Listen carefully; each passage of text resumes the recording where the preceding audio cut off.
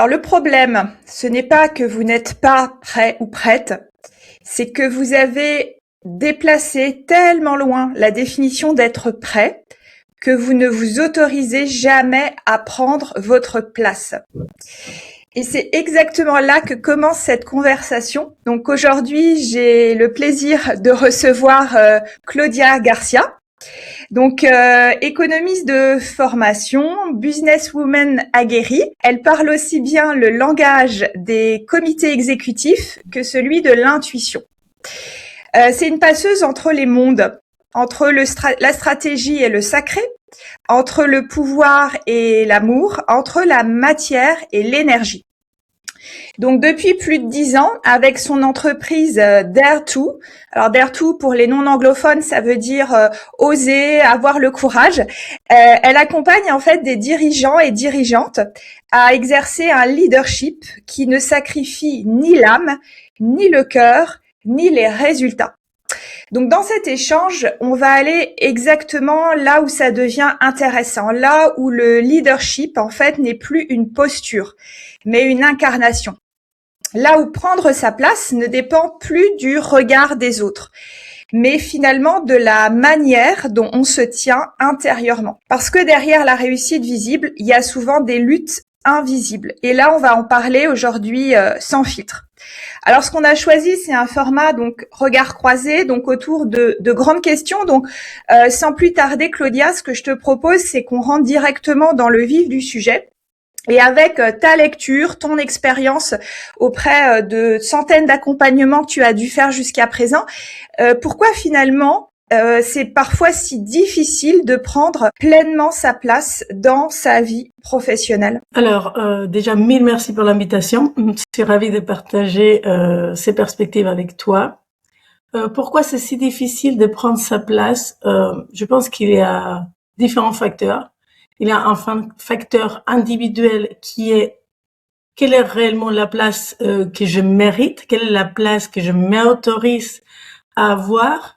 Et ça, ce sont des questions qui peuvent émerger très tôt, qui peuvent émerger à des moments précis dans lesquels on se sent être à un endroit et ne pas être capable de se déployer. Donc ça, c'est les côtés un peu individuels de qu'est-ce que je m'autorise. Et puis il y a le côté systémique qui impose certaines règles, certains moyens, certaines attentes et auxquelles on se conforme. Donc, on pourrait vraiment partir de ce qui est intrinsèquement vrai pour moi, que je ne connais pas, et ce qui est extrinsèquement imposé, qui m'a été imposé encore une fois, genre systémique, ça veut dire l'entreprise, les parents, l'éducation, la culture. Tu le sais bien, je suis mexicaine. La culture mexicaine, elle n'est pas du tout la même que la culture française. Forcément, tout ça façonne la manière dans laquelle on va se déployer dans le monde. Et donc, professionnellement, moi, ce que j'aime bien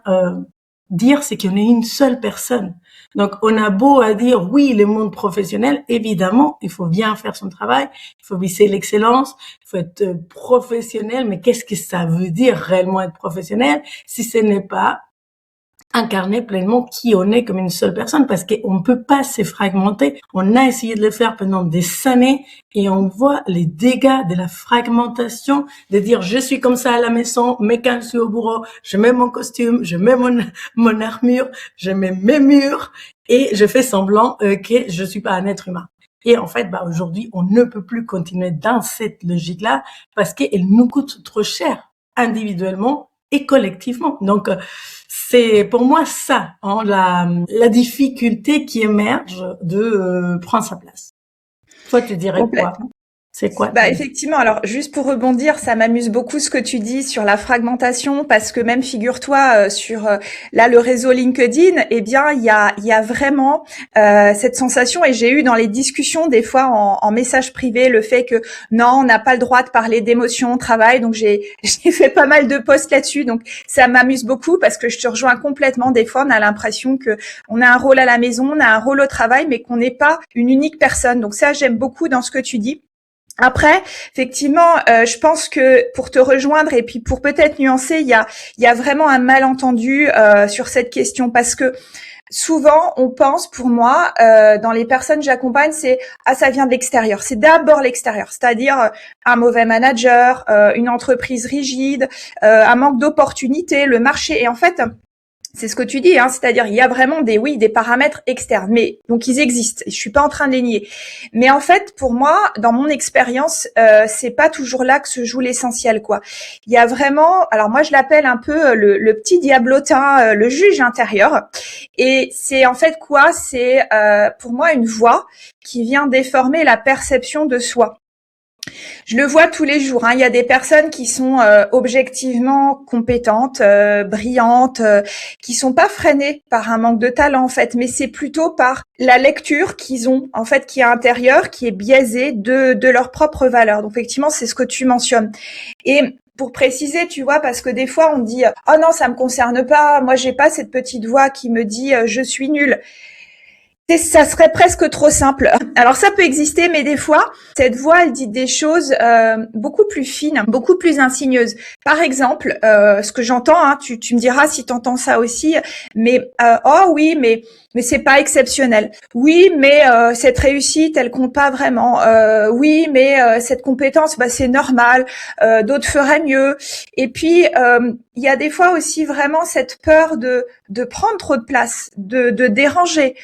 Donc d'attendre peut-être plutôt encore un peu, voilà, affine encore. Et en fait, c'est ça qui est redoutable parce que cette petite voix qui est insidieuse, elle détruit pas frontalement. En fait, elle l'érode, elle grignote et finalement, elle installe un doute qui a l'air intelligent, nuancé, hein, presque raisonnable, on pourrait dire, mais finalement, qui va empêcher justement de prendre sa place. Ouais.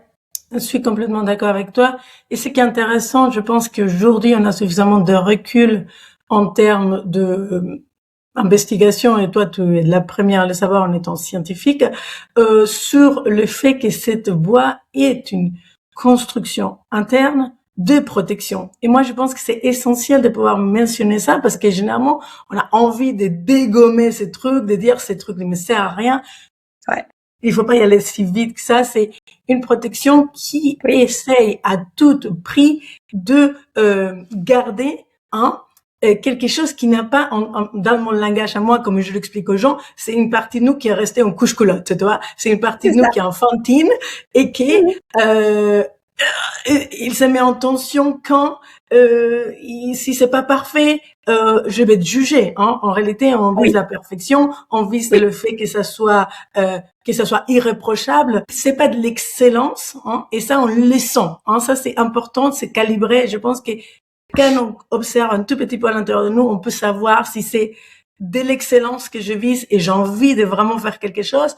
Aussi, je suis en train de me pousser à que ça soit parfait parce que j'ai peur que mon boss me dise que c'est pas au niveau, parce que j'ai peur de décevoir, parce que j'ai peur de ne pas montrer la meilleure façade que je pourrais. Et donc ça, en fait, ça calibre un peu et c'est toujours une protection. Donc du coup, l'objectif, c'est venir retrouver cette protection. Qu'est-ce que finalement cet comportement inadapté au monde du travail? Parce que encore une fois, c'était adapté quand on était enfant et qu'on devait garder la relation coûte qui coûte avec nos parents, coûte qui coûte avec nos figures d'autorité. Donc, c'était valable dans ce contexte-là, le contexte de l'entreprise. On est là pour faire un bout de chemin ensemble et c'est tout. Et si à un moment donné, on a des valeurs divergentes avec l'entreprise, c'est aussi OK de se quitter et de dire on n'est pas fait pour être ensemble. Donc, c'est en effet, comme tu dis, assez subtil. Et donc, c'est là où on a besoin d'appeler à notre intelligence, à notre observation et déceler ces petits messages en fait qui nous piègent. Et je pense que la meilleure manière dans laquelle les gens ils peuvent savoir, en tout cas c'est ça que je dis régulièrement à mes clients et aux gens qui me posent la question, c'est tu sais si tu as envie vraiment de garder ça, aussi à l'intérieur de toi, tu sais que si tu le postes, ta vie serait plus facile. Oui. Tout à fait. Ça, déjà, ça nous coûte, hein. Moi, la première, ça nous coûte de dire, punaise, c'est vrai que ce truc, il est là, il Les lourds, c'est la casserole, mais j'ai décidé que j'étais tellement habituée à ma casserole que j'ai pas envie de la lâcher. Et si je la lâche, quoi, toi?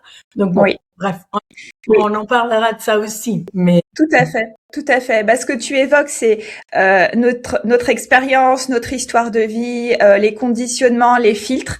Ça joue effectivement dans la construction identitaire. On va peut-être y revenir, mais j'aimerais rajouter aussi autre chose pour les profils en fait neuroatypiques, c'est-à-dire notamment au potentiel hypersensible. Bah, il y a encore d'autres origines. En fait, le mécanisme, il est encore, ce que j'observe, encore plus fort. Pourquoi? Parce qu'en fait, dans ces cerveaux, il n'y a pas que l'histoire de vie, ça vient s'en rajouter. Ils voient en fait la complexité partout. Donc souvent, là où quelqu'un se dit, oh bah c'est simple en fait, eux, ils voient tout de suite 15 variables, plusieurs angles, des limites, des conséquences indirectes, des nuances relationnelles. Donc il y a des effets de contexte. En fait, il y a vraiment une prise en charge globale de ce qui se passe. Et là, j'aimerais le dire aussi parce que j'entends beaucoup le syndrome de l'imposteur, etc. Mais en fait, plus ces profils comprennent un sujet, plus ils voient ce qu'il reste à comprendre. Donc c'est un peu ça le paradoxe en fait. Et plus ils voient ce qu'il reste à comprendre, plus ils peuvent douter d'eux-mêmes. Donc le doute que j'évoquais au début, c'est pas toujours un manque de légitimité. C'est en fait aussi un signe de lucidité. Mais ça, c'est une vérité souvent très dérangeante dans le monde professionnel parce que on continue finalement à confondre l'assurance avec les compétences, alors que les deux ne vont pas du tout toujours ensemble. Donc c'est un peu le paradoxe des compétences, c'est-à-dire que pour moi, il y a aussi le fait que plus une personne souvent est compétente, plus elle peut percevoir ce qu'elle ne maîtrise pas encore, et plus elle peut se sentir illégitime. Et là, j'aimerais, oui, tu évoques mon cursus scientifique, j'ai regardé ce qui se passait au niveau des chercheurs. Il y a deux chercheurs qui s'appelaient Dunning et Kruger. Ils ont montré justement que les personnes les moins compétentes ont tendance à surestimer leurs capacités, tandis que les plus compétentes, elles ont souvent tendance à se sous-estimer, justement parce qu'elles ne perçoivent en fait pas toujours la complexité en fait du sujet. Donc en fait, dans une équipe, il y a ceux qui doutent le plus, c'est pas forcément les moins solides, mais c'est aussi les plus lucides. Et ceux qui s'imposent le plus, ce sont pas forcément les plus justes, quoi, en fait. Donc moi, je vais le dire franchement, et tu pourras, voilà, rajouter si ça fait écho, mais dans beaucoup d'organisations, on continue à promouvoir davantage la certitude visible que la profondeur en fait réelle. Je sais pas ce que tu en penses là-dessus. Alors, j'ai envie de dire qu'on a tous la capacité d'aller dans ces deux polarités. Et ce qui nous piège, c'est qu'on a été valorisé dans une de ces deux polarités. Donc, suis à 100% d'accord aujourd'hui avec toi, les modèles généralisés et stéréotypés de leader, c'est quelqu'un qui prend la place, qui parle fort, qui domine, qui est charismatique, qui est extroverti. Et donc, on a collé tout un tas d'étiquettes parce que, en fait, on a modélisé ce qui était disponible au moment où, c'était disponible. Donc, si on se réfère à comment les organisations sont construites, ils sont construites par domination, beaucoup d'entre elles. Et donc, la construction par domination implique forcément un espace de, je veux démontrer que je suis le mâle alpha et que je dois, en fait, défendre mon territoire. Et là où moi j'ai envie de dire, parce que en effet, c'est un sujet, on a beaucoup en ce moment, genre en mode, oui, c'est les sommes, etc. J'ai envie de dire, en fait, c'est plus complexe que ça, et c'est un peu plus fin que ça. C'est que qu'est-ce qu'on a imposé aux sommes comme comportement pour leur valoriser? Parce que pour moi, c'est là où le piège il s'installe. C'est ok. Aujourd'hui, les hommes, ils ont été accompagnés dans des comportements de domination parce que c'est ça que le système leur a demandé, d'être fort, de ne pas pleurer, de tout tenir, etc. Donc, on n'y est pas du tout dans, en tout cas moi, dans la perception, c'est un comportement de domination qui ne peut plus exister dans les enjeux d'aujourd'hui. De l'entreprise, mais de la famille, de la société, de toutes nos communautés. Donc, je me reprends parce que des fois, je vais un peu plus loin. Donc, dans cette logique-là, en effet, on a valorisé un leadership qui a été construit dans ce qu'on a demandé aux leaders de l'époque, qui étaient majoritairement des hommes. Et quand je parle de l'époque, c'est l'époque de la naissance des les entreprises telles qu'on les connaît aujourd'hui. Parce que si on se réfère à des tribus ou à des organisations plus anciennes, il y en avait des femmes qui étaient à la tête des organisations. Donc, il y en avait aussi déjà la représentation dans la préhistoire, on va dire. Genre. Mais donc, si on se réfère vraiment à la construction de l'entreprise moderne, il a un leadership unique, c'est lui qui est valorisé, et de ce fait, on crée un clivage, une seule histoire, un seul modèle, ça nous impose un regard binaire presque de est-ce que j'y colle ou j'y colle pas. Et quand j'y colle pas, je me remets en question, à lieu de remettre en question un peu le système. Genre, j'ai envie de dire, il faut pas faire la révolution tous les jours, mais à un moment donné, moi, j'aime beaucoup partager, c'est autorise-toi à être le premier leader qui va être capable de parler doucement, qui va être capable d'être discret, qui va, toi, c'est pas mon énergie, donc je veux pas non plus me travestir. Moi, j'ai plutôt une énergie, de prendre beaucoup de place. Et ça, pour ceux qui l'entendent, je vais vous donner un tips. Les gens qui sont comme moi, qui on essaye de prendre beaucoup de place, qu'on a appris à parler fort, etc., c'est parce qu'on a peur de ne pas exister. Et donc, du coup, on prend beaucoup de place, comme ça, les autres, ils peuvent pas nous effacer. Et c'est exactement la même peur qui se déclenche, mais dans l'autre opposé, pour les gens qui vont se rendre toutes petites. Et comme ça, personne pourra les effacer parce qu'ils sont déjà effacés eux-mêmes. Okay? Donc, je pense que c'est intéressant, en fait, un peu de confronter ça et de le confronter avec beaucoup de légèreté, de dire, OK, moi, un leader aujourd'hui bruyant qui prend trop de place, ça m'inspire pas de devenir comme ça, je n'ai pas envie de ça.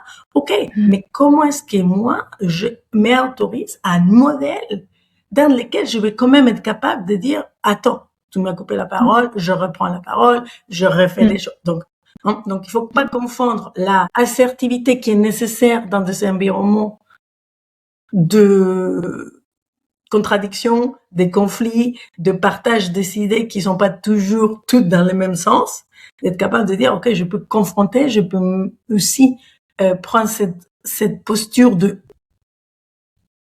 imposer, proposer, être capable de récupérer cette place, sans forcément copier un modèle qui aujourd'hui est unique. Et c'est ça le problème, en fait. C'est que one size fit all, ce n'est plus d'actualité. Tout à fait. Mais c'est très intéressant ce que tu évoques. Il y a voilà des spécificités chez les hommes et chez les femmes, sans rentrer dans des schémas trop de généralisation, mais il y a quand même dans les origines des choses effectivement à aller voir. T'as parlé des freins, notamment au niveau des modèles masculins, etc., de cette culture de la performance. Peut-être chez les femmes, ajouter aussi pour moi, parce qu'il y a aussi des spécificités dans la socialisation. C'est-à-dire, j'évoquais avant le doute lié à la compétence, mais en fait, il y a d'autres couches finalement qui se superposent à ça.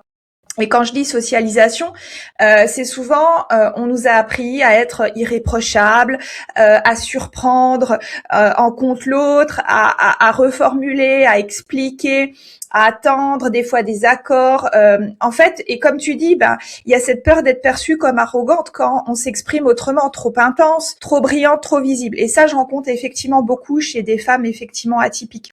On a appris à porter, à adoucir, à contenir, à maintenir le lien, etc. Et souvent extérieurement, ça peut ressembler à de la finesse relationnelle, à de la prudence, à de la conscience, mais en fait intérieurement, ça produit vraiment une vraie compression de soi. Et ça engendre une fatigue qui est très particulière. C'est la fatigue de retenir sa puissance. Alors je pense par exemple à une femme là que j'ai accompagnée qui était brillante, qui était très appréciée en fait dans son entreprise, considérée comme, elle me disait les mots, on dit de moi, je suis toujours fiable, je suis pertinente, je suis pour mon équipe celle qui voit juste. Mais en fait en réunion, elle elle reformulait, elle nuançait, elle précautionnait, elle donnait effectivement de l'espace aux autres, elle sécurisait tout le monde, mais au final, c'était parfois des personnes, on va dire, qui étaient moins profondes, peut-être moins préparées, moins dans cette finesse relationnelle qui prenaient la place visible. Non pas parce qu'elles étaient les meilleures, mais parce qu'en fait, elles retenaient moins. Et ça, c'est une vérité difficile mais importante, c'est qu'il y a beaucoup de femmes, notamment au potentiel atypique, qui ne manquent pas de niveau, mais elles manquent en fait d'autorisation intérieure. Donc, elles se disent, ouais, j'ai réussi, mais je suis pas sûre en fait de valoir vraiment ça. Et ça, c'est renforcé dans ces profils spécifiques par souvent une très haute exigence interne. Et il y a une perception très fine des écarts entre ce qui est et ce qui pourrait être. Donc il y a toujours cette notion d'idéal, de perfection et donc une sous-estimation en fait personnelle. Pour moi, ces profils voient beaucoup plus que la moyenne, tout ce qui reste à ajuster, à affiner, à incarner. Donc en fait, elles regardent pas d'abord ce qu'elles font mieux que la moyenne, elles regardent ce qui, selon elles, dans leur grille de lecture, c'est pas encore à la hauteur de cet idéal. Cette lucidité, elle peut être une force immense. Sans cadre interne sécurisant, c'est une vraie insécurité. Et donc le vrai enjeu derrière, pour moi, parce qu'on parle beaucoup de mais je veux reprendre confiance, etc. Pour moi, c'est pas ça tout à fait au sens classique. D'abord remettre de la justesse dans son auto-évaluation, en fait, sortir de cette logique de perfection implicite et réintégrer en fait la valeur de ce qui est déjà là sans atteindre finalement ou attendre un futur idéal en fait aussi, parce que sinon il se passe quelque chose de très cruel, c'est que la compétence réelle elle augmente parce que on passe des années d'expérience soit dans une même boîte ou en évoluant, mais en fait paradoxalement le sentiment de légitimité lui il recule et c'est là vraiment où on peut s'épuiser. En fait, quand l'extérieur, on atteint un certain niveau, mais intérieurement, ça suit pas, et elles se sentent jamais en fait arriver ces femmes-là en fait. Et c'est pour ça que je disais en intro, mais en fait le problème c'est pas que d'être prêt, c'est en fait de déplacer sans cesse la définition en fait d'être prêt. Oui, tout à fait. Toi, il a une image qui m'apparaît en tête, c'est comme si on avait accroché la carotte à une voiture. C'est ça. Et donc du coup, ça va pas la faire. Hein. La voiture va continuer à rouler, on va continuer à avancer derrière la voiture en se disant qu'on est exténué et qu'on n'a pas encore mangé. Donc il est important de décrocher la carotte de la voiture, d'avoir cette lucidité-là et de dire, OK, moi j'ai envie de cheminer vers l'excellence. Moi je suis dans ces gens-là que tu décris, OK, genre typiquement. Et ce que j'ai appris avec le temps, c'est simplement dire, OK, je n'ai toute la vie pour cheminer. J'ai toute la vie pour cheminer. Et à chaque moment, je me rappelle que c'est une étape. Et donc, à quel moment cette étape, elle est accomplie? À quel moment de cette étape, j'ai récupéré ma carotte, j'ai le droit à manger? Et comment je peux continuer finalement, tu vois, à cheminer tout en me nourrissant? Parce que sinon, je veux pas tenir sur le long terme. Je veux pas pouvoir avancer. Là, tu dis beaucoup, et c'est vrai, ça c'est vrai, dans les langages communs, on parle de manque de confiance, parce que c'est le mot qui est devenu le plus accessible. Ce qu'on est en train d'écrire ensemble, c'est de l'ordre de l'estime de soi. Ok, quelle est la valeur que je perçois en moi? Et donc, comme tu dis, le plus grand l'écart est entre ce que je suis et ce que je pense que je devrais être ou que je pourrais être. Le plus l'écart est grand, les moins d'estime on a. Hein? L'estime, elle est inversement proportionnelle à l'écart de entre qui suis-je aujourd'hui et ce à quoi j'aspire. Hein? Et donc, là où c'est intéressant, c'est simplement de se positionner dans une logique de temps long. Hein? Ça enlève beaucoup de pression, temps long. Oui. Et deuxième chose, c'est de dire, OK, comment moi je peux aussi apprendre à faire confiance à ce que l'autre me dit. Parce que ce type de personne, il reçoit de feedback, peut-être pas régulier, parce que c'est pas dans la culture française de donner des feedbacks réguliers, c'est dommage, mais il reçoit des feedbacks, c'est bien fait, oh, merci pour ça, etc. Et donc c'est vraiment venir dire, OK, il peut pas tous être des idiots complets, pour reconnaître quelque chose en moi. Donc, ok, pour l'instant, j'arrive pas à le voir, mais je peux aussi faire confiance sur le fait que si on me dit que je suis capable, c'est peut-être simplement que je le vois pas encore. Oui. Et que je vais le développer. Et là, pour le coup, je sais que je suis capable de le développer. Et donc, du coup, nous revenir véritablement dans la capacité réelle qu'on a à faire les choses. Peut-être on l'a jamais fait, peut-être ça va être complexe, etc. Mais à lieu de partir sur la projection, c'est de rester dans, OK, maintenant, on m'a proposé de faire ça. Est-ce que je vais être capable? C'est pas la bonne question. Ça, c'est une question de... Donc, est-ce que je vais être capable? Non, c'est qu'est-ce que je mets en place pour y arriver? Complètement. Okay? Donc, c'est bannir des questions auxquelles on peut pas répondre. On peut pas répondre à ces questions-là quand on a cette manière de réfléchir. Parce qu'on n'en sait rien. Et on est, comme tu dis, lucide, donc on ne peut pas s'engager dans un truc, on n'en sait rien. Ok, la seule chose dans laquelle tu dois t'engager, c'est est-ce que j'ai envie de le faire aujourd'hui? Oui ou non? Est-ce que je suis prête à mettre les mains dans le cambouis pour le faire? Et accepter de se casser un peu la figure. Parce que moi, ce que je retrouve beaucoup en accompagnement, c'est des clients sont excellents, sont de première de la classe, sont des bons élèves, etc. Femmes et hommes, j'ai beaucoup moins d'hommes que de femmes, mais on retrouve ça aussi chez les hommes. Et en fait, c'est des personnes qui ont tellement l'habitude de réussir que la peur de ne pas réussir n'est même pas une vraie peur, c'est un fantasme. Il s'imagine que quand ça va échouer, genre, d'un coup, il devient une espèce de sous-être humain, qui sera incapable plus jamais, sortir de chez eux. Genre, en fait, mais parce qu'ils sont pas du tout l'expérience terrain d'accepter de, se tromper. Et donc, l'idée, c'est pas de dire, je vais aller chercher l'échec. L'idée, c'est de dire, OK, je peux mettre du perfectionnisme et de l'excellence à certains endroits, mais je peux pas les mettre partout. Oui. Donc, il faut choisir où est-ce qu'on veut être excellent, où est-ce qu'on a envie d'être reconnu. Et là, moi, je dis à mes clients, si tu trouves 1, 2, 3 sujets sur lesquels tu veux être reconnu, donc tu les nommes, et sur ces sujets-là, tu passes 8 heures, 10 heures sur ton fichier Excel, ça pose pas de problème. Le problème, c'est que tu veux me faire ça sur toutes les sujet qui te touche. Et ça, pour le coup, c'est pas possible parce qu'on n'a pas le temps. Donc, aller en profondeur, j'avais un directeur des opérations que j'adorais, mais il me disait, mais en fait, tout le monde me dit qu'il faut pas que je touche à cette fichier d'analyse, mais c'est la chose que j'adore le plus. Je dis, mais aime-les tous balader, ok? Mais toutes les autres choses, genre, fais ton fichier, profite de ton fichier, amuse-toi dans ton fichier. Ouais. Et les restes, par contre, tu me les délègues.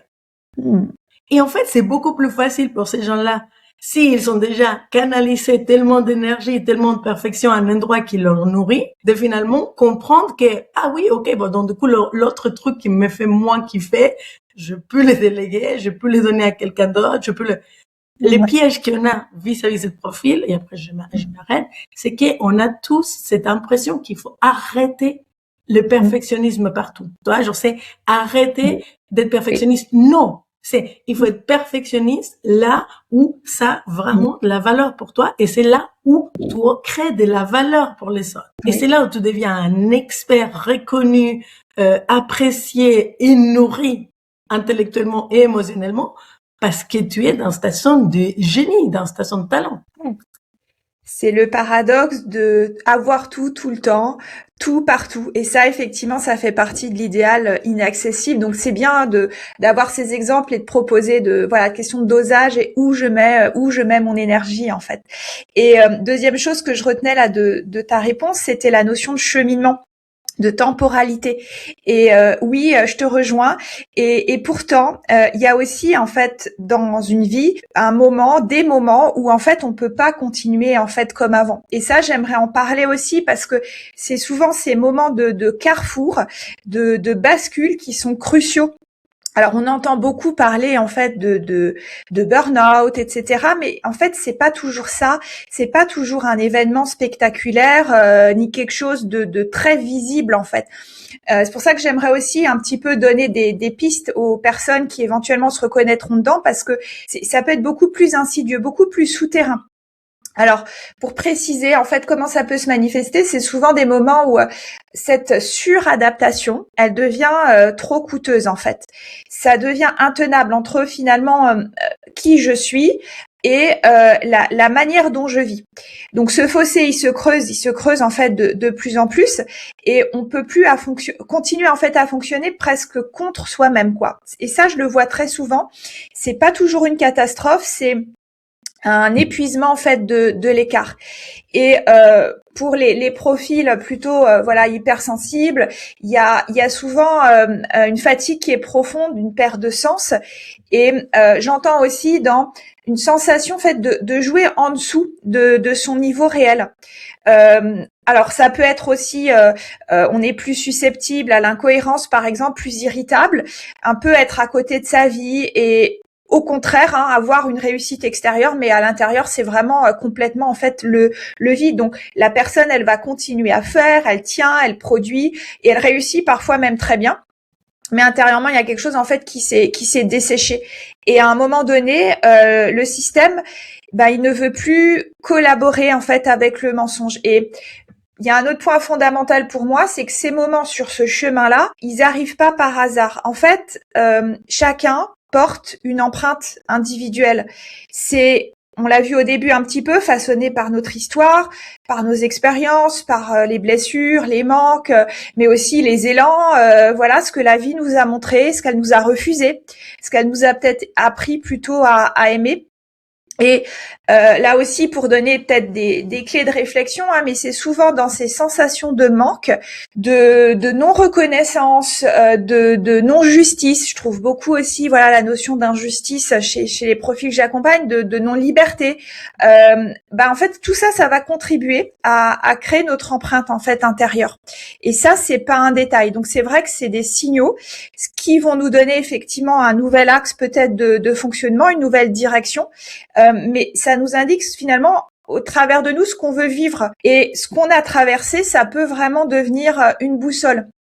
Donc, en fait, c'est quelque chose que je trouve très important parce qu'on regarde souvent les événements, voilà, de chômage ou voilà, de réorientation, des fois pas forcément voulues professionnelles, comme des blessures, comme des manques, mais en fait elles disent aussi des choses de ce qu'on est venu jouer comme façon d'être au monde, comme manière de contribuer, etc. Donc il y a souvent vraiment des valeurs qui peuvent émerger, et quand on vit trop loin de ça, en fait c'est là où ça crée cette tension là. Donc c'est plutôt un rappel pour nous ramener peut-être dans notre axe aussi quelque part. Et à ce moment-là, en fait, le mal-être, c'est plus un problème à résoudre, c'est plus une information à écouter. Donc voilà, je sais pas si toi tu es d'accord là-dessus, mais il y a vraiment des fois une dissonance qui est ressentie. Il y a des signaux avant-coureurs avant peut-être ces moments de crise, et voilà, petite parenthèse pour les profils atypiques qui ressentent vraiment ces incohérences de façon très fine.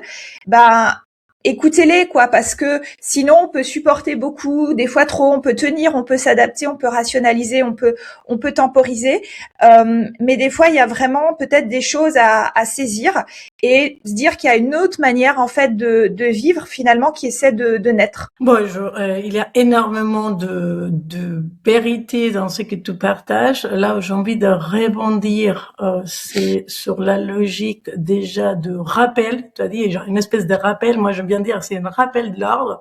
La vie nous donne des claques parce qu'à un moment donné, elle a essayé, tu vois. Elle vient, il chuchote, il nous dit allez, chante. On est là genre en mode mouche, bière-toi.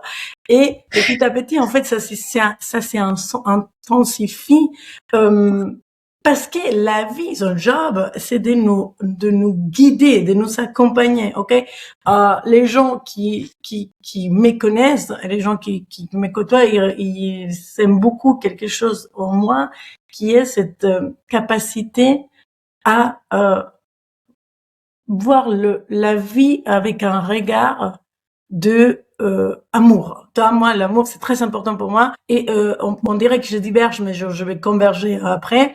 C'est que finalement, en fait, toutes ces expériences qui se passe pas comme on voudrait, parce que c'est ça la chose, il faut se le dire. Ça se passe pas comme prévu, ça se passe pas comme je voulais, ça se passe pas comme j'avais anticipé. Donc on est nous dans notre petit monde, et ben en fait ces expériences-là, ça vient juste nous ramener à notre vérité. Et toi, tu dis, il faut pas trop rationaliser. Moi, j'irais vachement plus loin, c'est les corps ne mentent pas. Ok, moi, quand j'ai commencé l'accompagnement il y a 13 ans, j'étais vraiment axée sur les méthodes de leadership, accompagnement des équipes, des méthodes qui sont plutôt construites à niveau cognitif, comportemental, etc.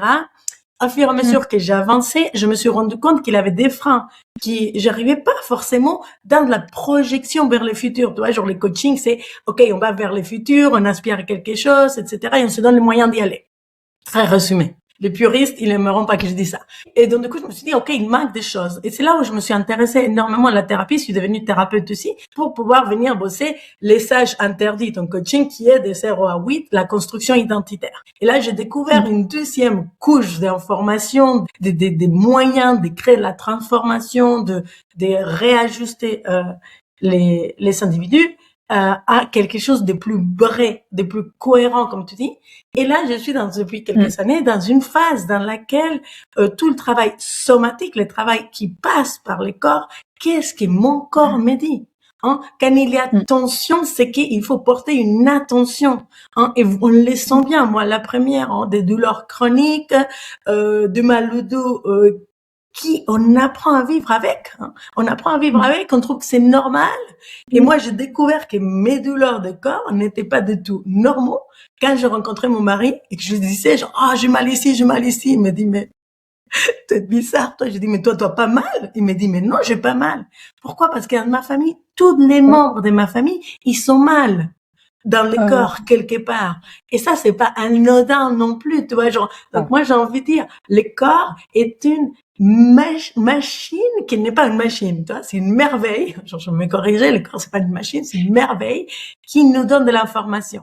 OK? Après, on pourrait dire, ouais, Claudia, t'exagères, hein, si je marchais et je me fais une entorse, c'est juste que je fais une bêtise de marche. Moi, j'y vais beaucoup plus loin. Je pense qu'il y a vraiment une information qui te dit, c'est la 3e fois que tu tombes dans les escaliers, il y a quelque chose à écouter que tu essaies pas d'écouter et ton corps, comme il peut pas te parler dans tes mots que tu entends, ben, il finit par te faire tomber. Donc, je veux pas, dire, que, je détiens la vérité là-dessus, tu vois, mais je trouve que c'est pour les gens intelligents qui sont en train d'écouter cette conversation, vous captez très vite, vous captez l'information, vous sentez beaucoup plus que la moyenne. Les gens qui sont sensibles, hypersensibles, neuroatypiques, ce sont des personnes qui ont développé des centaines. On est beaucoup plus dans la subtilité et à un moment donné, il faut arrêter de nous raconter des bobards. Il faut arrêter de se bullshiter. Moi, je dis ça à mes clients tout le temps.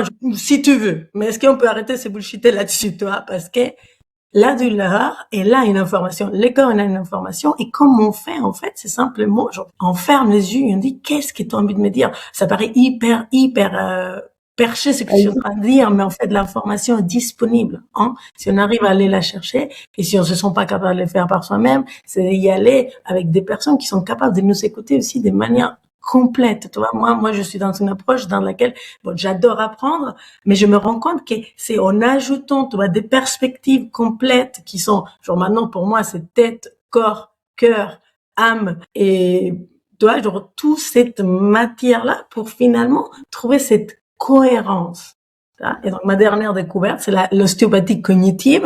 Donc, je suis en train de me former là-dessus pour déceler les messages, tu vois, implicites et pouvoir réajuster nos trajectoires. Parce que c'est là, en fait, là, vous vous rendrez pas compte à quel point, quand on est à la bonne place, bah, il y a 2 choses qui se passent.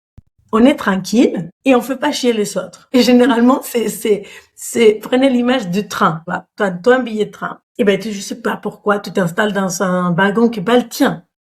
Tu t'assois et tu es tout le temps avec une micro-tension en sachant que le contrôleur va potentiellement venir, que la personne qui a ce siège-là, il va venir, va te dire, c'est mon siège.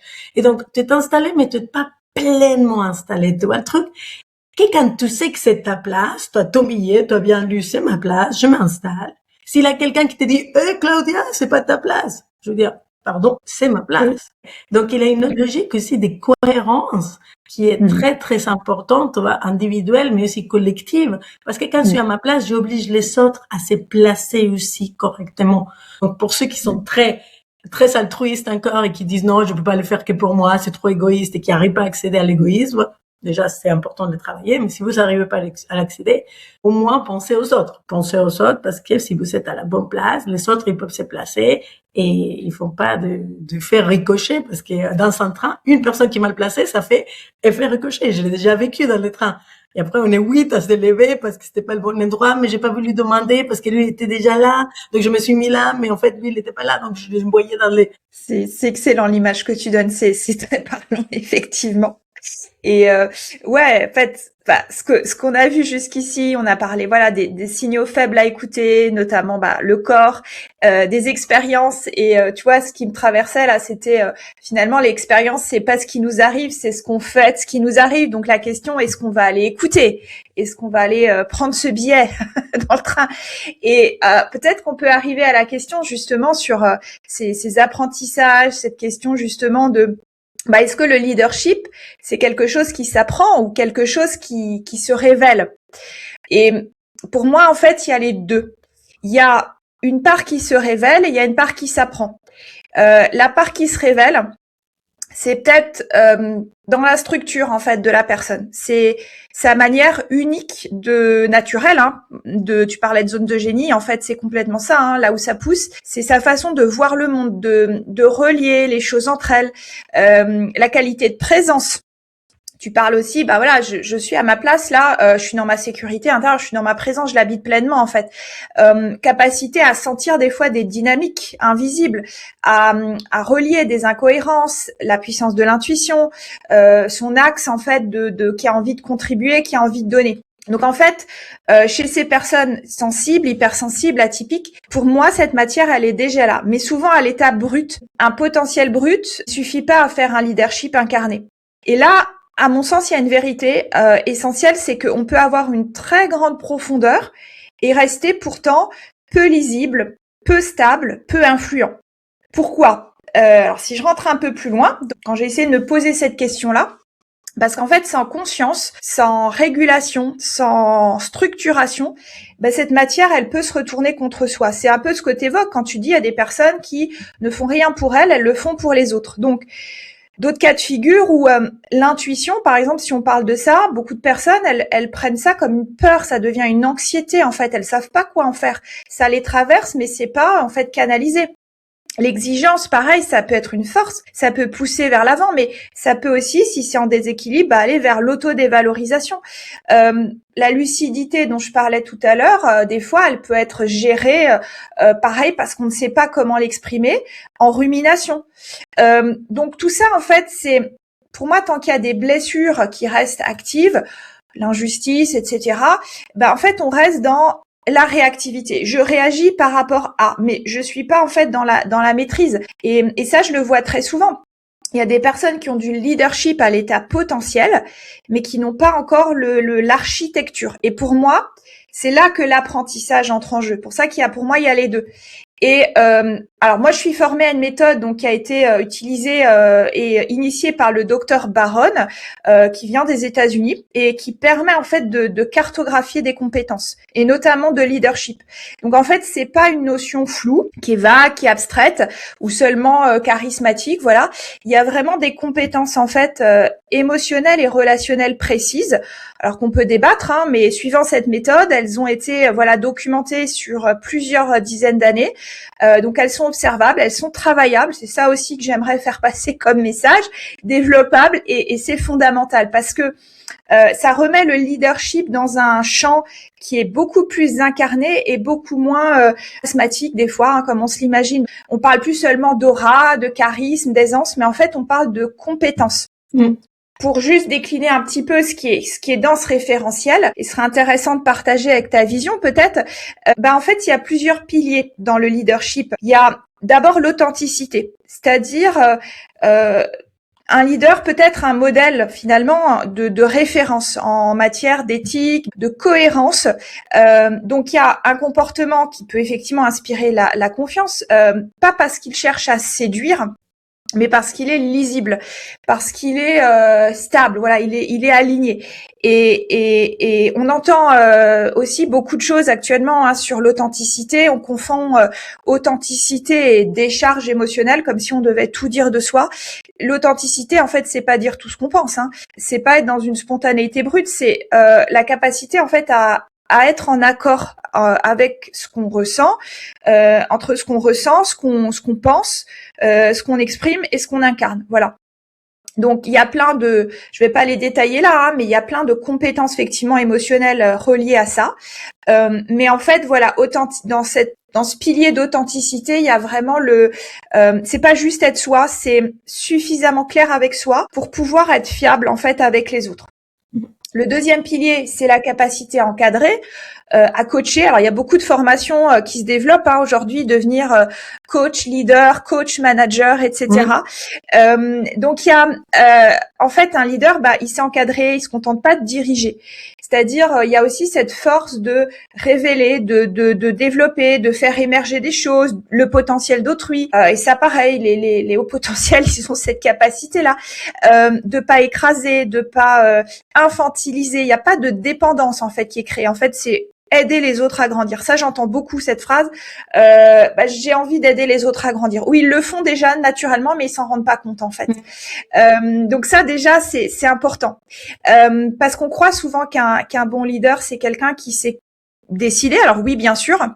Mais en fait, c'est aussi quelqu'un qui sait lire les potentiels et ajuster sa posture. Tu parlais tout à l'heure entre les lignes, tu disais, des fois, il y a une difficulté à déléguer parce qu'on veut tout le temps et performer, être le meilleur partout.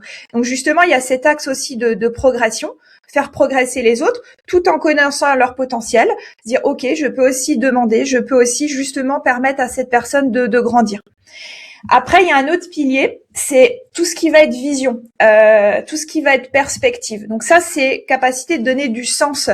Il y a une action qui est immédiate. Voilà, des fois, on est très dans les terrains, résultats, très pragmatiques. Mais comment je relie ça à un cap en fait qui est plus vaste?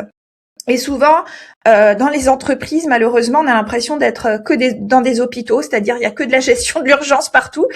Mais en fait, c'est aider les autres à voir plus loin que ça, en fait, finalement. Donc, transmettre cette direction qui soit inspirante, mobilisatrice et humainement crédible, c'est-à-dire ne pas être détaché, ne pas être hors sol, être bien effectivement aussi dans la réalité du terrain. Donc c'est ce que je vois pareil quand je disais des fois la passerelle un peu qui manque, c'est des gens qui ont cette lucidité, cette capacité de voir, mais des fois ce qui leur manque, c'est d'embarquer en fait les autres avec eux, voilà. Et le dernier pilier, en fait, c'est la capacité aussi d'innovation.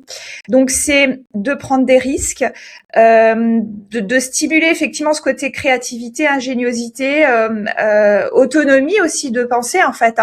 Les problèmes, c'est vu comme des occasions d'apprentissage, voilà. Et ça aussi, c'est essentiel pour les profils atypiques parce que ils ont beaucoup une capacité à voir autrement, à relier. Des fois, ils me disent, mais là, je perds mon équipe parce qu'en fait, j'ai fait un lien, mais moi-même, je comprends pas. Mais en fait, justement, c'est ça qui est intéressant parce qu'ils inventent autrement.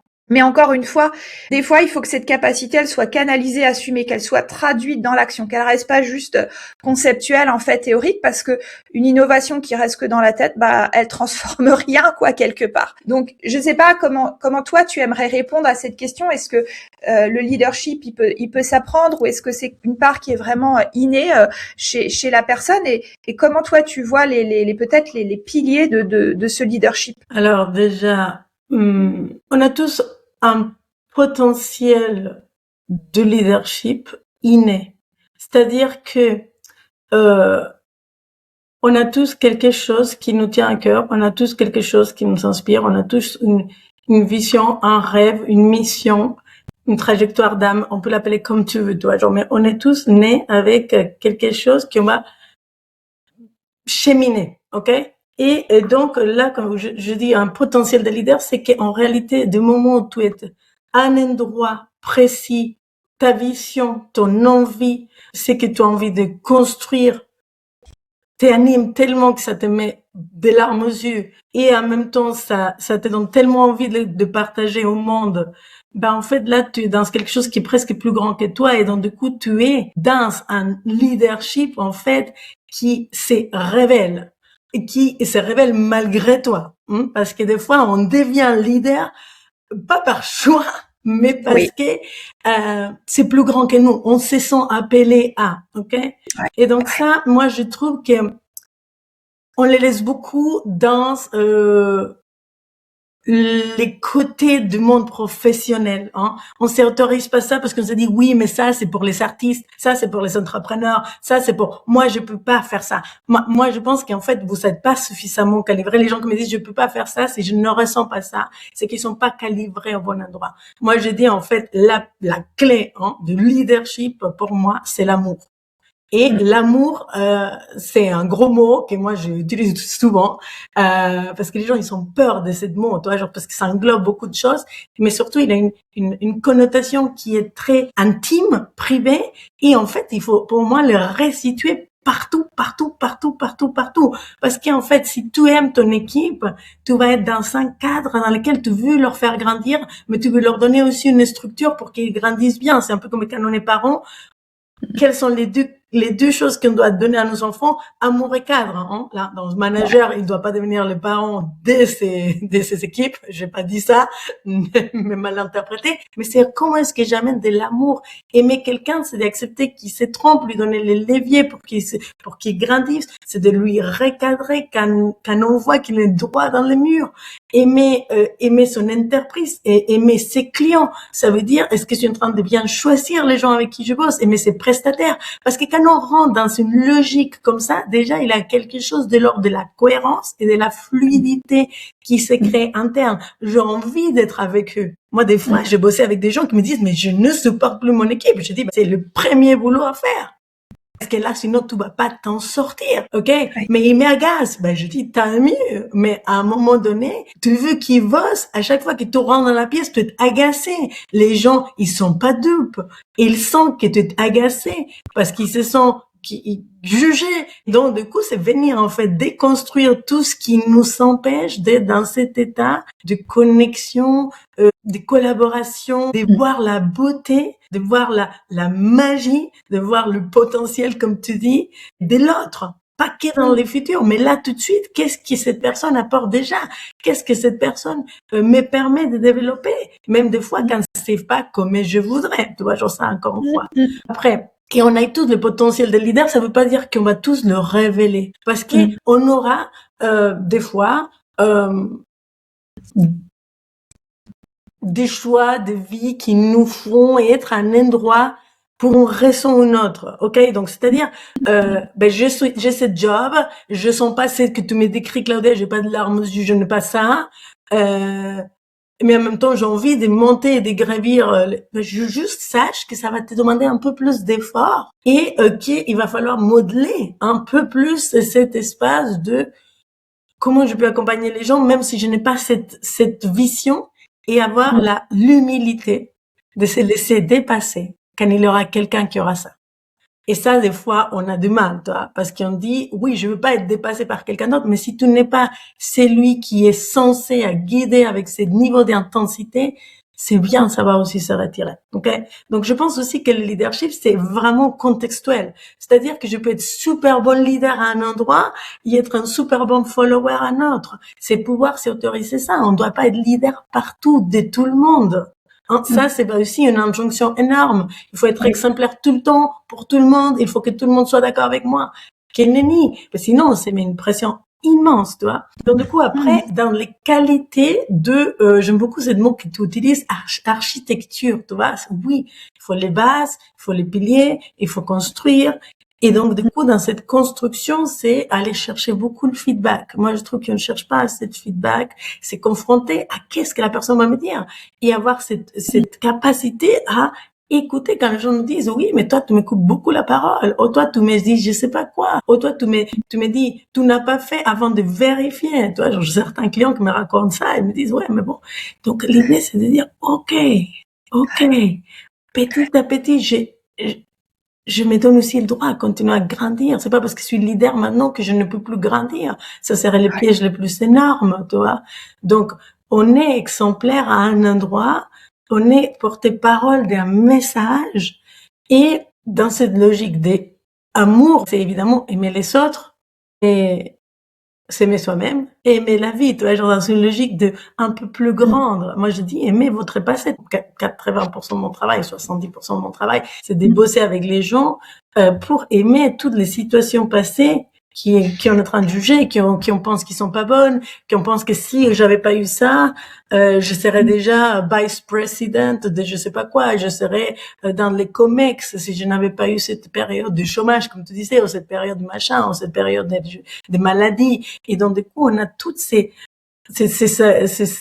a priori, ces jugements négatifs, qui forcément nous dévient, hein, ça nous dévie de notre axe de leader.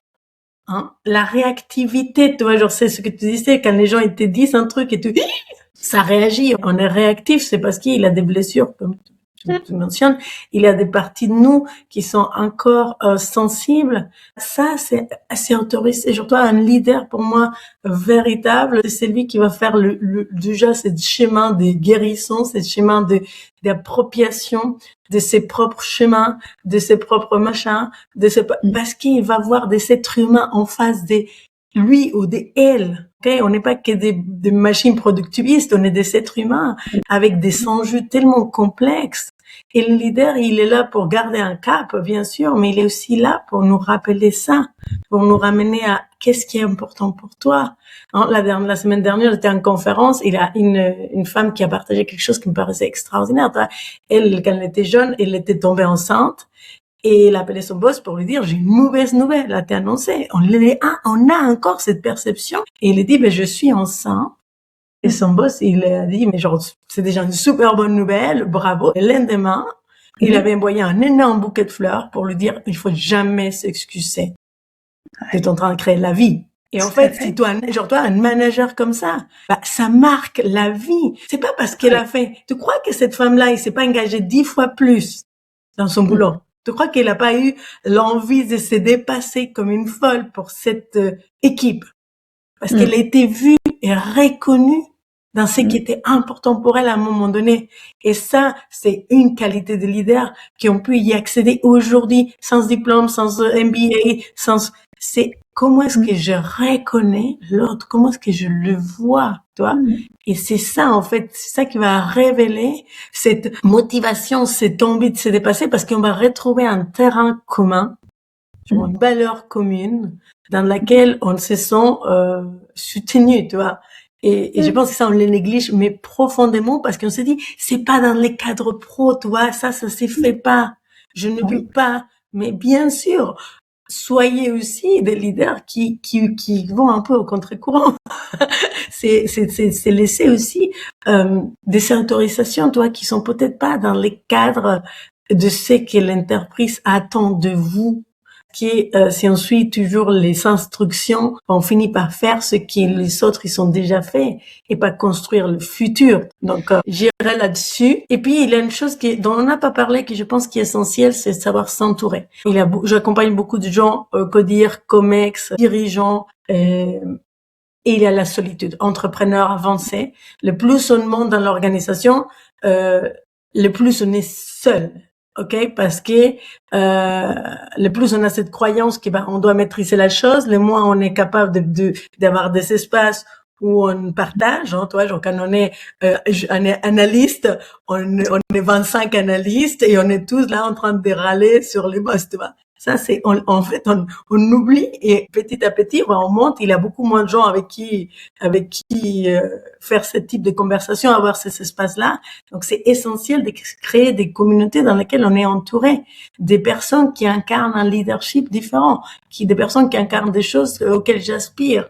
Donc, pour les femmes, par exemple, qui montent aussi au sein de ces organisations, des fois, on se retrouve la seule femme.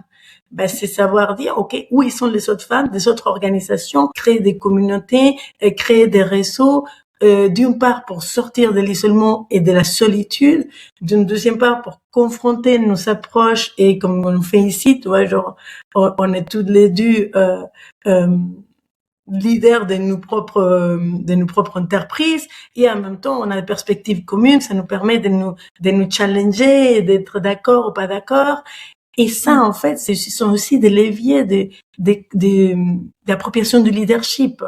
Parce que le leader, il lui faut aussi cette lucidité de dire, il y a des autres personnes avec qui je peux collaborer, avec qui on peut faire des synergies, avec qui on peut grandir ensemble. Parce que la mission, la vision de leader, il est sorti de son petit ego et donc de son petit moi et que pour moi. Et le problème qu'on a aujourd'hui, c'est qu'on a des personnes à des postes de pouvoir qui sont pas des leaders, qui sont que focalisés à leur propre bénéfice. Okay. Donc voilà, ça c'est ça que je dirais. Et puis j'aurais juste une petite chose parce que c'est quelque chose dont j'ai un débat des fois.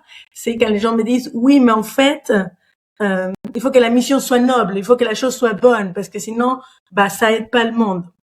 Attention en fait, hein, dans l'histoire, on a trouvé des leaders qui ont pas forcément fait le bien, mais qui étaient cohérents dans cette logique. Qu'est-ce que j'y crois et comment je l'amène? Et dans cette cohérence-là, ils ont réussi à embarquer des gens dans ce discours. Donc en fait, les leaders, et on peut le voir par exemple, tu vois, les personnes qui font de trafic de drogue, de trafic des êtres humains, il y en a certains, si on les interviewait, ils seraient dans une conviction de cohérence, tu vois, genre, il y a des gens qui ont des missions qui ne font pas autant de, entre guillemets, de bien au monde, et je mets entre guillemets parce qu'on ne sait pas quelle est la contrepartie du monde, mais et ça reste quand même des leaders parce qu'ils ont cette capacité à avoir une vision qui leur dépasse. Des fois, c'est juste faire beaucoup d'argent, beaucoup trop d'argent, mais c'est une vision qui est cohérente, qui est ancrée, qui est lisible chez eux. Ok? Donc moi, je pense qu'on peut apprendre autant des leaders très altruistes, humanistes, et aussi on peut venir observer qu'est-ce qu'ils ont fait les leaders qui ont amené le monde dans des guerres, dans des détresses, dans des tensions. Et là, on a un paquet à modéliser pour nous rendre compte que c'est le même mécanisme en réalité. Et donc, vous pouvez choisir aussi en ça, c'est-à-dire, il faut pas devenir exemplaire partout, être Gandhi, Mandela, pour être un leader. Complètement. De grands pouvoirs impliquent de grandes responsabilités. Il paraît. Mais pour prolonger ça, cette ouverture que tu proposes, moi je pense que le monde, il y a vraiment besoin d'un autre type de leadership. Parce qu'en fait, ces anciens modèles qu'on connaît tous, ils sont vraiment en train là de montrer leurs limites. Et on a longtemps survalorisé effectivement cette performance brute, cette maîtrise, cette rationalité coupée du sensible. L'autorité pyramidale, enfin descendant, etc., le contrôle, la capacité à tenir coûte que coûte, ce que tu évoques. Mais en fait, le monde actuel, il n'est plus simple, il est plus linéaire, il est pas du tout prévisible aujourd'hui, il est encore plus chaotique que jamais. On vit vraiment dans des systèmes qui sont de plus en plus mouvants, mais de plus en plus complexes et interdépendants. Et en fait, dans ce monde, pour ma part, la vision que j'aimerais donner, c'est qu'en fait, on a besoin de leaders qui sont capables de tenir la complexité en intégrant les émotions, le corps, la sensibilité et naviguer en fait dans cette incertitude. Et c'est précisément là que ces profils atypiques qui des fois voient leur fonctionnement, leur singularité comme des problèmes, je pense qu'ils ont un rôle en fait vraiment à jouer parce qu'ils ont justement naturellement une lecture systémique. Parce qu'ils ont cette sensibilité aux signaux faibles, à relier les éléments entre eux. Et en fait, je pense qu'on a besoin de rentrer un peu dans le détail parce que sinon ça reste théorique. Et on a beaucoup effectivement des discours vagues sur le leadership en fait conscient. Donc soit on le rend concret, soit on en fait une jolie étiquette de plus. Mais en fait, quand je dis tenir la complexité, c'est pas compliquer les choses en fait. C'est pouvoir rester lucide face à plusieurs niveaux de réalité en même temps. Aujourd'hui, on a vraiment plusieurs mondes, plusieurs niveaux de lecture qui s'entrecroisent et se choquent en fait quelque part. Donc, je donnerais peut-être un exemple en fait, mais il y avait un dirigeant que j'ai accompagné qui avait vraiment une capacité de percevoir cet enjeu business qui était donc visible, et puis toutes les résistances en fait implicites dans l'équipe. Donc, il voyait bien humainement la décision, qu'est-ce que ça allait impacter, le risque aussi de perte de sens des fois à moyen terme, les incohérences termes de gouvernance qui n'étaient pas forcément toujours verbalisés, mais il les sentait. Et il y a des personnes, au contraire, ils verraient que le problème opérationnel, ils voyaient. Par contre, lui, il voyait déjà ce tissu relationnel et stratégique en fait autour du problème. Et ça, pour moi, ce type de perception, il est vraiment précieux parce que le leader, il voit pas que les chiffres finis. Voilà, comme peut-être moyen effectivement stratégique de se développer, mais il voit aussi le turnover, il voit le désengagement, il voit des conflits des fois qui sont larvés dans les équipes, il voit les épuisements potentiels, il voit toutes ces pertes en fait d'innovation. Donc, je vais le dire de façon un peu abrupte, mais il y a beaucoup d'entreprises qui croient économiser en négligeant l'humain. Et en réalité, elles déplacent juste la facture en fait quelque part. Donc, intégrer les émotions, l'intelligence émotionnelle, c'est pas tout psychologiser. Ça veut dire en fait reconnaître que les émotions, comme tu le disais, c'est notre humanité. Elles circulent de toute façon dans toutes les organisations, qu'on le veuille ou non. Et le leader qui est plus mature, il comprend justement qu'une équipe, elle ne fonctionne pas simplement avec des process, mais il y a vraiment une sécurité intérieure, la confiance, le sens, la reconnaissance. Et je pense aussi à une autre personne qui était responsable dans les ressources humaines, donc il y a vraiment un poste clé à ce niveau-là, qui était très engagée, mais qui était épuisée parce que elle sentait vraiment toutes les tensions, les non-dits, les fractures, des fois culturelles, justement, entre les équipes, les postes, etc. Et elle croyait vraiment que sa sensibilité, c'était un fardeau. Mais juste, elle percevait ces signaux faibles qui étaient essentiels, que d'autres ne voyaient pas. Et une fois, donc tu as aussi parlé, qu'est-ce qui se passe une fois qu'on incarne ce leadership, une fois que cette capacité elle est reconnue, elle est structurée, c'est devenu un vrai point d'appui en fait stratégique pour la transformation de son entreprise, quoi, quelque part. Donc souvent, ce qui est vécu comme trop sensible en fait dans le système de l'entreprise, qui est pour moi dans ce cas-là immature, ça devient extrêmement précieux dans un système en fait qui est plus conscient. Et l'incertitude, naviguer dans l'incertitude, c'est un autre pilier majeur aujourd'hui. Il y a beaucoup de leaders qui ont été formés à piloter en fait dans un monde stable où on peut prévoir, on fait des calculs, on fait des scénarios, on fait des projections. Je dis pas qu'ils servent à rien, mais aujourd'hui, la temporalité, les repères, ils bougent encore plus rapidement. Les métiers changent. Il y aura peut-être des métiers encore plus rapidement que demain qui n'existeront plus avec tout ce qui est intelligence artificielle aussi. Les attentes des personnes, elles évoluent fortement. On n'a plus du tout les mêmes repères, en fait, quelque part. Il y a des crises qui s'enchaînent.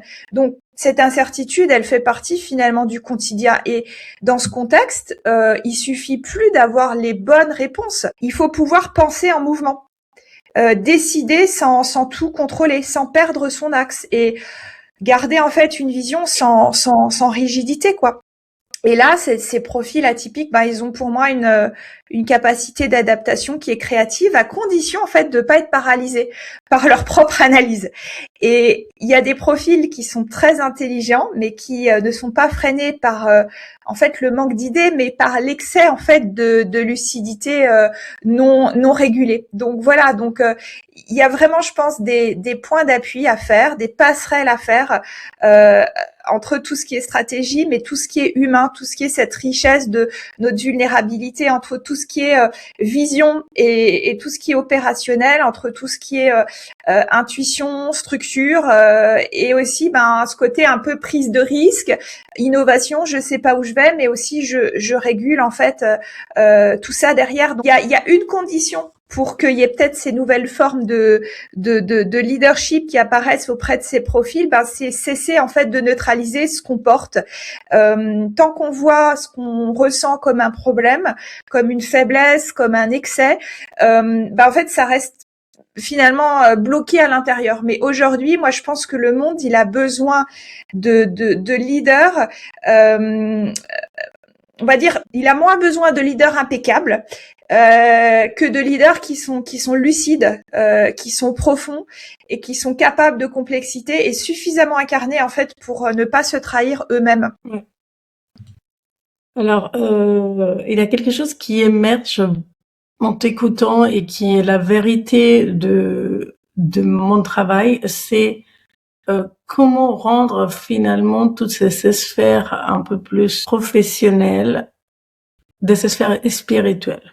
Ok, comment mettre plus de spiritualité? Et donc, du coup, déjà, je vais expliquer qu'est-ce que j'entends par spiritualité, parce que encore une fois, je pense qu'on a cette capacité à avoir séparé deux mondes et qu'on a maintenant, plus que jamais, comme tu dis, pas besoin de murs, mais de ponts. On a besoin de ponts, on a besoin de créer des traversées. Et dans cette logique-là, c'est comment rendre les organisations et chaque individu plus proche de les spiritualités. En fait, la spiritualité, si on se réfère simplement, en tout cas dans ma manière de percevoir la chose, ok, c'est être capable de revenir à des basiques qui nous feraient beaucoup de bien. Hein. Derrière les spiritualités, tu peux prendre n'importe quelle forme. Hein. Genre, je parle absolument pas des religions ici, je parle d'une connexion presque au plus grand. Moi, je l'appelle Dieu, mais vous pouvez l'appeler l'univers comme vous voulez. C'est qu'est-ce qu'il y a derrière ça? Il y a l'amour, il y a le pardon, il y a le lâcher prise, ok? Il y a l'engagement et il y a la foi, l'espoir, ok? Donc, ce sont des choses dont on s'est complètement coupé. Et on a décidé qu'on voulait contrôler, qu'on voulait définir comment ça allait se passer les choses, et qu'il fallait porter toute seule, qu'il fallait surtout se souvenir de tout ce que les gens ils ont fait, mal fait, etc. Genre, hein. Et donc, du coup, on a construit des systèmes dans lesquels on est complètement éloigné de ces valeurs. Moi, c'est ce que j'appelle les valeurs de la spiritualité. Ce sont ces valeurs qui nous permettent de connecter au plus grand et qui nous permettent aussi de nous connecter à nous-mêmes et de connecter aux autres. Donc, pour moi, la transition, c'est d'avoir beaucoup plus de leaders à multiples visages. Ça, c'est une phrase que j'utilise. Je dis, on a besoin de leaders à multiples visages, c'est-à-dire que multiples visages, mais c'est pas forcément en couleur, en taille, etc. C'est sur quelle vision, comment est-ce que j'amène la chose, comment est-ce que je ramène, tu vois. Donc, du coup, moi, quand je parle de spiritualité, je parle de spiritualité dans ce sens-là, parce que je pense que c'est un message, en fait, on nous a vendu à un moment donné, de dire, bien sûr que tu peux toute seule, bien sûr qu'il faut que tu portes tout, bien sûr que nanani nanana, bien sûr que l'être humain, c'est une super puissance et il peut, et en fait, je trouve que c'est là où on a perdu vraiment le curseur. On s'est coupé des valeurs et des potentiels tellement important, tu vois, qu'on se retrouve démunis et confus. Donc aujourd'hui, c'est ok, on a perdu la valeur famille avec ce qui s'implique, tu vois, c'est-à-dire c'est réunir en communauté, s'épauler les uns aux autres. On connaît tous bien le refrain. Il faut un village pour élever un enfant. Aujourd'hui, on a les parents, on est seul, on est loin de nos familles, et puis en plus maintenant il faut travailler, il faut deux personnes pour et donc du coup on est dans une espèce de course effrénée dans laquelle on porte tout sur nos épaules. Ok, moi j'ai envie de dire aux gens en fait c'est rentrer aussi dans un nouveau leadership, c'est d'accepter de ne pas forcément savoir et de faire avec les informations qui sont. Pas en disant Dieu m'aidera. Non, c'est pas ça. Mais c'est, j'égare la foi dans le fait que le chemin, il va se dérouler devant moi. Comme quand on conduit dans la voiture et qu'il a de la brume. C'est pas parce qu'il a de la brume et qu'on voit pas le chemin qu'on arrête la voiture, on se dit, je sais pas si je vais tomber dans un énorme trou. On s'est dit, normalement, il y a une autoroute ici, je continue à rouler, augmente ma vigilance, mais je continue à rouler, tu vois. Donc, c'est venir, en fait, insouffler ça. L'amour, j'ai déjà parlé, mais j'en pourrais en parler pendant des heures. Comment est-ce que j'ensouffle l'amour? Comment est-ce que je vois le bon chez les gens? Comment est-ce que tous les jours, je me donne cette indication précise de simplement, ok, je veux voir chaque situation comme une opportunité au lieu de l'avoir comme un fardeau. Et d'un coup, on commence à créer une autre état d'esprit, une autre manière de voir les choses, une autre. Et moi, je sais pas si tu l'as vu dans les réseaux il y a quelques années, il y avait une petite image que j'adorais. C'était, il avait plein de bonhommes noirs. Et d'un coup, il a un bonhomme jaune, et genre toi, qui s'allume et qui passe de l'autre côté. Et il est tout seul à un moment donné, il est tout seul. Mais il est là, il est content d'être jeune parce qu'il est illuminé, c'est un peu comme une ampoule. Et d'un coup, il a un autre qui dit, et pouf, il passe. Et d'un coup, il a deux qui s'allument. Genre, je sais plus comment il était, mais bon. Et d'un coup, il en a trois. Et d'un coup, tout le monde est illuminé dans la logique dans laquelle, en fait, oui, il nous faut des pionniers. Il nous faut des gens qui se mouillent. Et honnêtement, vous, ceux qui ont déjà traversé tellement de difficultés, tellement de challenges, tellement de souffrances, vous savez la capacité. Donc ne me dites pas, oui, mais je suis fatiguée, j'ai déjà trop traîné. Non, tout est entraîné.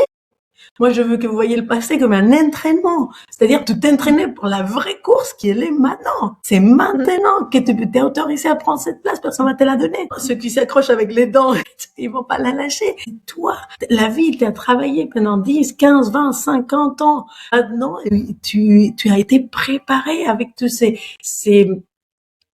challenges. C'est ce que tu vois comme un échec, c'était une préparation, c'était une façonnage de cette capacité aujourd'hui pour toi. Et donc, du coup, en fait, finalement, cette spiritualité, c'est comment est-ce qu'on fait rentrer ça dans notre quotidien, hein, toi. Genre là, je vais lancer des échanges très bientôt en avril autour de God is everywhere, par exemple. Genre, toi, moi, je l'appelle God parce que pour moi, c'est mon mot à moi. Mais de comment on rend ça accessible quotidiennement. Comment est-ce que je peux voir le bon chez l'autre. Hier, j'écoutais une conférence d'un de mes mentors et en anglais, il disait search gold in everyone. Gold. Je dis, gold, c'est presque God. C'est aller chercher l'or, le bon chez les gens. Et ça, ce sont des choses qu'on a perdues, tu vois. On a perdu, il y en a beaucoup trop dominé par la peur de qu'est-ce qui va se passer, la peur de je vais pas réussir, la peur de l'autre, il va pas m'aimer. À un moment donné, genre, ça aussi, c'est le courage de dire, il y aura des gens qui seront pas d'accord avec moi. Et ça, moi, je le vois énormément. C'est un des plus grands freins de mes clients, tu vois, et même les miens, hein, dans mes paliers à venir. J'ai peur de ne pas faire consensus. J'ai envie d'être lisible pour tout le monde. J'ai envie que les gens comprennent parce que j'ai l'impression que mon message il est important. Et là, je rentre dans une phase dans laquelle, c'est la vérité avant tout. Toi, genre, la vérité, ma vérité, ce que j'ai envie de dire.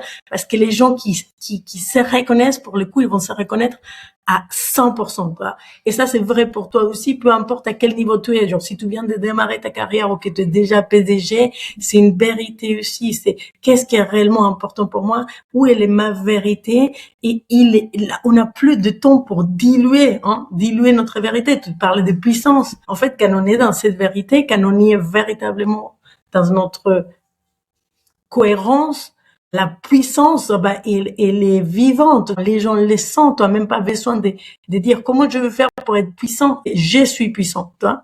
On ne passe pas par les faire, on y est dans l'être, et après on fait bien sûr les choses. Mais ça, vous savez déjà de tête bien faite. Moi, je me fais pas de soucis, c'est ça que je dis à mes clients. La partie compétence, tu vois, genre si tu veux, tu me racontes, mais c'est pas là où on a, tu vois. Et les jours où tu décides que d'un coup tu veux apprendre je sais pas quoi, 3 semaines plus tard, tu as déjà appris, tu t'es engagé, machin.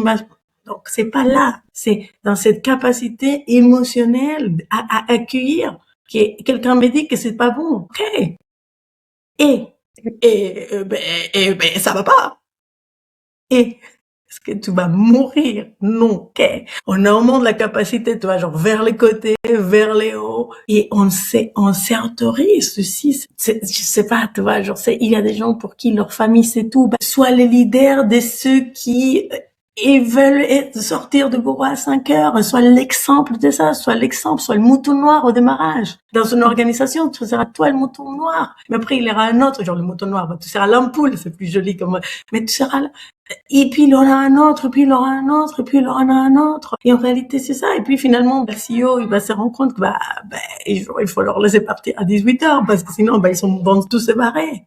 J'ai une cliente, là, genre, je me disais, avant, j'étais dans une entreprise, Mon équipe, personne n'avait d'enfants. Et du coup, c'était hyper compliqué pour elle, toi, d'interagir au sein de cette équipe. L'équipe, elle n'était pas méchante en soi, c'est juste que les valeurs communes n'y étaient pas. Et dit, changer d'équipe, genre, je me révis. Parce que les gens, ils sont des enfants, et donc, du coup, les gens, tout le monde à 18 heures, ils se barrent, tout le monde essaye d'être efficace. C'est un micro-détail, on pourrait dire, mais en fait, c'est la base. C'est vraiment construire et consolider à des endroits dans lesquels on a des valeurs communes, dans lesquels on est capable de nous dépasser nos différences, parce qu'on a des valeurs communes.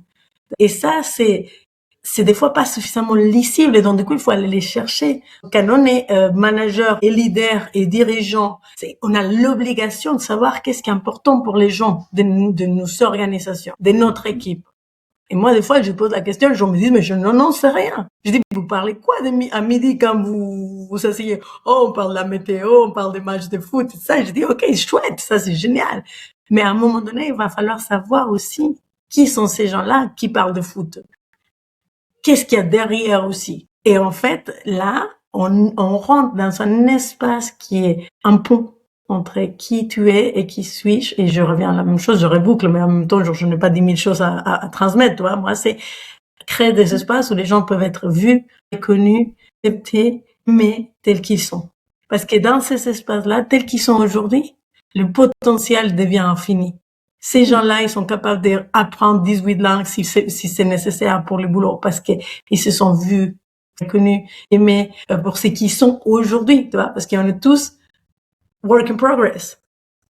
Et on est tous déjà une super belle pièce d'art, mais on est tous work in progress aussi. Donc, c'est accepter cette double mission, quoi.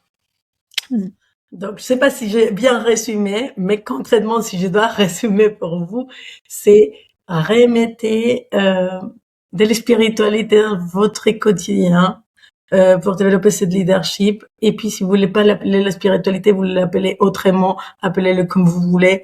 Mais en fait, vous avez bien compris les principes fondamentaux.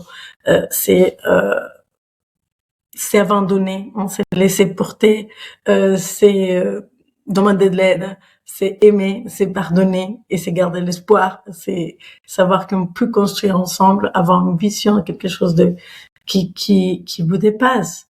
Et des fois, je sais pas toi, genre moi j'ai des clients des fois quand ils passent du salariat à l'entrepreneuriat, ils me disent mais c'est un petit projet. Je dis en fait il n'y a pas de petits projets, il n'y en a pas de petits projets, il n'y en a pas de petites choses. Chacun, c'est sa contribution. Et si on avait des colibris partout pour amener une goutte d'eau à l'incendie, l'incendie serait fini. Donc, chaque projet, tu n'en sais rien comment ça va impacter les gens. Tu n'en sais rien. Non, mais si je veux monter juste un café. Oui, mais cet café, ça va être peut-être les lieux de rencontre, des couples qui vont se rencontrer là, des familles qui vont réunir des liens, des personnes âgées qui vont se sentir enfin genre, tu n'en sais rien, en fait. Et c'est là où c'est beau, des fois on se met la contrainte parce qu'on se dit il faut que ça soit grand, il faut que ça soit beau, il faut que si je suis un leader, il faut que c'est toi, genre, bah, pas forcément. Et démarre comme ça, et puis si ça prend de l'ampleur, bah, tu feras en sorte que ça grandisse. Et si ça reste petit, tu le chéris tel qu'il est. Genre, toi, à la taille qu'il a, parce que c'était ça qu'il fallait pour impacter. Bah, je pense qu'on se juge beaucoup trop. Bah, c'est la culture de la performance, encore une fois, hein. C'est du toujours plus, de l'impact, voilà, démesuré, etc. Et bah écoute, je te remercie infiniment. J'aimerais terminer sur ces mots hein, d'amour et ce qui me venait aussi, c'est le courage d'être soi, le cœur en action, hein, étymologiquement, hein, c'est ça ce que ça veut dire le courage. Et j'avais aussi cette image tu vois, de plein de petites flammes qui sont peut-être isolées là actuellement, qui doutent d'elles-mêmes, qui savent pas trop justement, et de les rassembler. Ce que tu proposes dans les espaces, hein, c'est vraiment d'avoir ce foyer, se raviver cette flamme où on peut être accueilli, on peut être dit, on peut être posé sans jugement, etc. Et peut-être devenir un soleil. Et le soleil, il n'a pas besoin de se justifier d'être, il est tout simplement. Donc grand merci pour ça. Et puis bah écoute, je pense que pour ceux qui auraient envie de voir où est Dieu dans leur quotidien, on mettra quelque part autour de cette vidéo le lien peut-être vers, c'est un podcast, hein, je pense que tu vas animer. C'est ça, genre pour l'instant il prendra la forme d'un podcast avec des interviews de personnes aux multiples visages, tu vois, multiples professions et multiples pratiques, simplement pour nous habituer un peu à remettre cette spiritualité au quotidien. Et puis, voilà, je suis aussi toujours disponible dans les réseaux sociaux, Instagram, LinkedIn. Donc, si vous avez des questions par rapport à ce qui a été partagé, si vous voulez approfondir les sujets, j'adore ça. Donc, ce sera avec grand plaisir. Parfait. On mettra tout ça dans les liens. Et puis encore une fois, merci Claudia pour ton énergie, pour ce que tu transmets, ces propos qui sont à la fois profonds et en même temps qui nous ramènent aussi à nous-mêmes dans l'essentiel, ce qui est finalement simple dans la vie, mais qu'on ne voit des fois plus. Donc grand merci à toi pour cet espace et ce temps aujourd'hui. Mille merci à toi aussi pour l'initiative, l'invitation. Et aussi pour ce que tu crées et que tu déploies, parce que en effet, ces profils-là, c'est essentiel qu'ils soient capables de voir leur beauté et qu'ils se rendent compte qu'ils sont pas seuls, qu'ils sont pas juste eux avec une problématique qui se sont inventés, même si ils seraient capables, on serait capable de se l'inventer. On est très doués là-dessus. On est très doués pour et qu'on est nombreux. En fait, on est nombreux, c'est juste que encore une fois, on n'a pas réussi à les dire. Donc, merci beaucoup. À toi aussi. Trouver des espaces pour. À bientôt, certainement. Avec plaisir.